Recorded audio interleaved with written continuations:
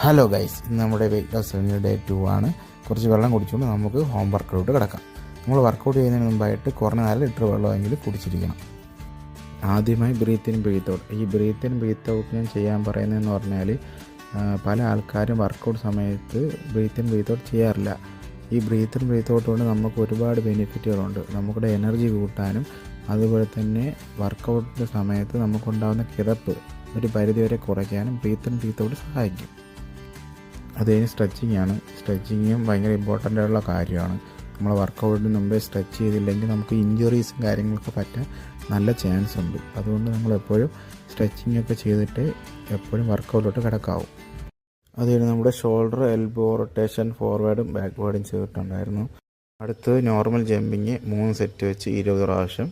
അത് കഴിഞ്ഞിട്ട് നമ്മുടെ ജമ്പിങ് ജാക്സ് ഇതുപോലെ തന്നെ 3 സെറ്റ് വെച്ച് 20 പ്രാവശ്യം.